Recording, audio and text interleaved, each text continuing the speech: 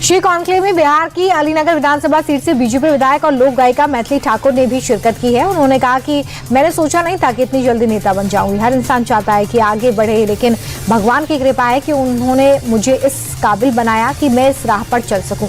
मैथिली ठाकुर ने प्रधानमंत्री को अपना आदर्श बताया। मैथिली ठाकुर ने कहा कि मेरे पिताजी खास ध्यान रखते थे कि बेटा करे ना करे, बेटी को जरूर पढ़ाना है।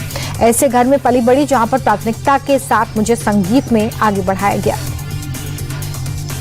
पाकिस्तान के होश उड़ाने वाले स्क्वाड्रन लीडर नेहा और आकांक्षा ने श्री कॉन्क्लेव में अपनी जाबाजी की कहानी शेयर की। ऑपरेशन सिंदूर का जिक्र करते हुए आकांक्षा ने कहा कि देश के लिए मर मिटने का जज्बा सबसे ऊपर है। स्क्वाड्रन लीडर नेहा ने बताया कि एक फौजी की पत्नी और ऑफिसर होने के नाते घर और सरहद दोनों की जिम्मेदारी बखूबी निभाना बेहद जरूरी है। एयरफोर्स की फाइटर बेटियों का कहना है कि अब वक्त बदल रहा है, सेना में महिलाओं का दबदबा बढ़ रहा है। इंडिया टीवी के श्री कॉन्क्लेव के किराना सांसद इकरा हसन ने भी अपनी सियासी यात्रा को एक्सीडेंटल बताया। इकरा हसन ने कहा कि राजनीति उनके लिए एक बड़ी जिम्मेदारी है। टिकट बंटवारे पर सवाल उठाते हुए सपा सांसद बोली कि सिर्फ 1-2 टिकट से बदलाव नहीं आएगा, राजनीतिक दलों में भी महिलाओं के लिए रिजर्वेशन जरूरी है। इकरा हसन ने यह भी कहा कि महिलाओं के पहनावे पर नहीं, काबिलियत पर फोकस होना चाहिए। हिजाब और पर्दा भी महिलाओं पर थोपा नहीं जाना चाहिए, ये हर महिला की अपनी चॉइस है। श्री कॉन्क्लेव में समस्तीपुर की सांसद शांभवी चौधरी ने भी शिरकत की। शांभवी चौधरी ने अपनी राजनीतिक यात्रा पर खुलकर बात करते हुए कहा कि बचपन से ही उनका सपना सेवा करना और नेता बनना था। नेपो किट के आरोप पर पलटवार करते हुए शांभवी ने कहा कि महिलाओं को इस नाम पर ज्यादा टारगेट किया जाता है, जो जनता का अपमान है। शांभवी चौधरी ने दुख जताते हुए कहा कि टिकट बंटवारे में आज भी महिलाएं सेकंड चॉइस हैं और राजनीति को महिलाओं के लिए अभी और सुरक्षित बनाने की जरूरत है। इंडिया टीवी के श्री कॉन्क्लेव में गौतम बुद्ध नगर की डीएम मेधा रूपम और commercial tax officer doctor Meenakshi Verma ने महिलाओं के संघर्ष पर खोलकर बात की। मेधा रूपम ने कहा कि यूपी की बेटियां अब हर गांव से आगे बढ़ रही हैं। मेल ईगो को खत्म करने के लिए महिलाओं का हर फील्ड में होना जरूरी है। डॉक्टर मीनाक्षी वर्मा ने बताया कि उन्हें आज भी खुद को साबित करना पड़ता है, लेकिन चुनौतियां ही जीवन को बेहतर बनाती हैं।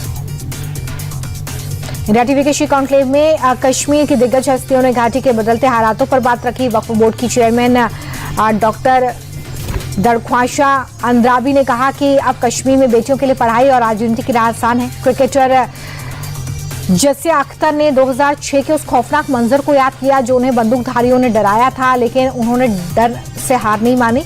कम्युनिटी रिसर्चर अनिका नजीर ने माना कि बेटी बचाओ बेटी पढ़ाओ जैसे अभियानों से अब कम उम्र में शादी का रिवाज बदल रहा है।